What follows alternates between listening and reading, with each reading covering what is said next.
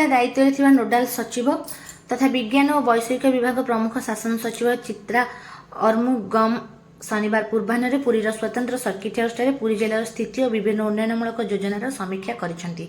सरकार लोकमानक मौलिक आवश्यकता पूरण सह सेमानक विकास पई विभिन्न जनकल्याणकारी योजना प्रणयन करिथांती।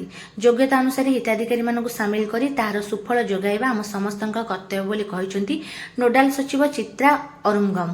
जेकोसी योजना और प्रकल्पर प्रकृत लक्ष्य संपर्क में लोक मानक सचेतन कराइबा सह योग्य हिताधिकारी मानक योजना रे सामिल और सफलता हासिल करबा उपरे से गुरुत्व देइथिले। प्रारंभ में जिलापाल दिव्यज्योति परिडा समस्त स्वागत सह जिले में कार्यकारी विभिन्न योजना संपर्क में सूचना देइथिले।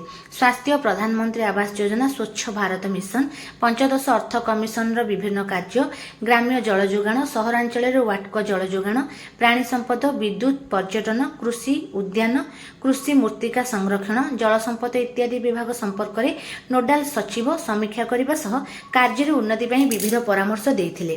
पर क्षेत्र परिदर्शन करी श्रीमती अरुमगम विभागीय अधिकारी मानक विभिन्न परामर्श देवा सह हिताधिकारी सह कथा होइथिले। ए समीक्षार अतिरिक्त जिलापाल राजस्व डॉक्टर शरदचंद्र महापात्र, जिला परिषद मुख्य उन्नयन अधिकारी प्रियरंजन पृष्टि, पौर निर्वाही अधिकारी अभिमन्यु बेहेरा, योजना और पर्यालोचना विभाग युग्म निर्देशक श्रीधर सेठी, अन्य जिलास्तरीय अधिकारी, लाइन डिपार्टमेंटर अधिकारी प्रमुख जोग देइथिले। शेषे जिला परिषदर मुख्य उन्नयन अधिकारी श्री पृष्टि समस्त धन्यवाद अर्पण करथिले।